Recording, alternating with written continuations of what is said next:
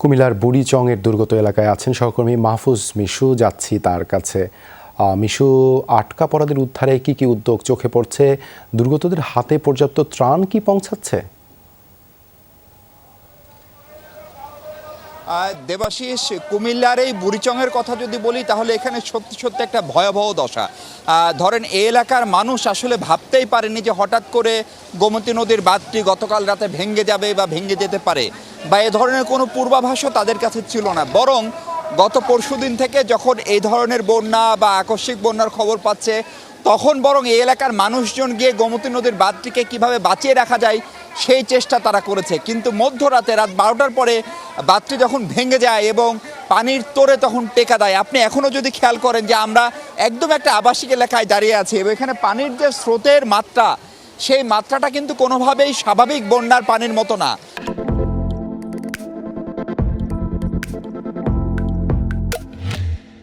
ফলে এখন এই এলাকার যে মানুষগুলো, কয়েক লক্ষ মানুষ আটকা পড়েছে কুমিল্লার 6টি উপজেলায়, তাদের জন্য সবচেয়ে জরুরি হচ্ছে তাদেরকে উদ্ধার করা। এবং উদ্ধার কাজে আমরা যেটা দেখছি সবচেয়ে জরুরি দরকার হচ্ছে যে স্বেচ্ছাসেবকরা, শিক্ষার্থীরা বিচ্ছিন্ন আয়োজনে তারা ট্রাক নিয়ে, ছোট ছোট অটো নিয়ে উদ্ধার করছে। কিন্তু এটার একটা সমন্বিত পরিকল্পনা যে খুব জরুরি, সেটি তারাও বলছে।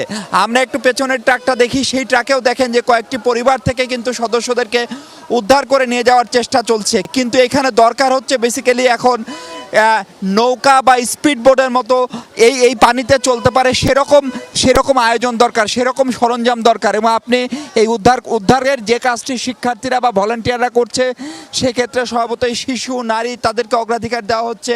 গবাদি পশু, সেগুলোকে বাঁচানোর চেষ্টা করা হচ্ছে। স্কুল, কলেজ, শিক্ষা প্রতিষ্ঠান, বাসাবাড়ি, দোকানপাট সব জায়গায় আসলে পানিতে ভেসে গেছে।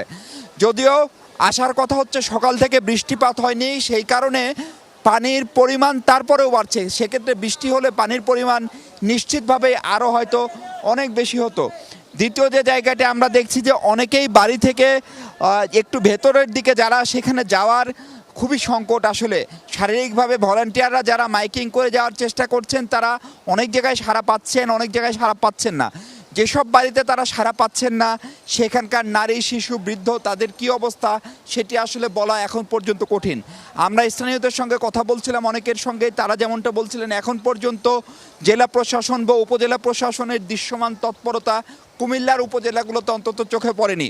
আর সেনাবাহিনীরও খুব বেশি কার্যক্রম আমরা কুমিল্লায় এখনও দেখতে পাইনি। বিশেষ করে যেহেতু ফেনী এবং নোয়াখালী সেই এলাকাগুলো অধিক ক্ষতিগ্রস্ত বলে সবাই জানে, ফলে কুমিল্লার দিকে খানিকটা নজর কম কিনা সেই প্রশ্ন তুলছেন এখানকার ভুক্তভোগী মানুষজন।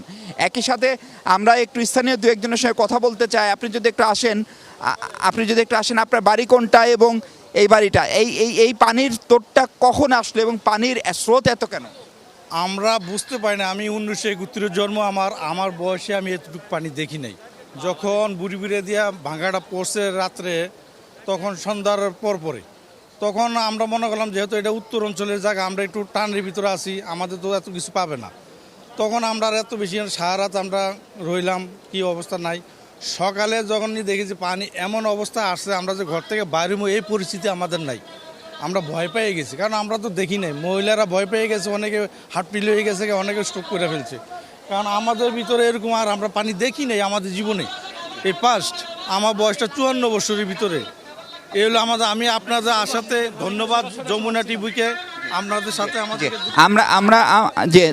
ধন্যবাদ। আমরা একটু দেখছিলাম যে এখনো ভেতরে যারা আটকে আছে তাদের জন্য খাবারের প্রয়োজন। ফলে এখানে কয়েকটা জিনিস ভলান্টিয়াররা যেটি বলছে জরুরি। 1 নম্বর হচ্ছে উদ্ধার তৎপরতা, বিশেষ করে স্পিড বোট বা নৌকা খুব প্রয়োজন।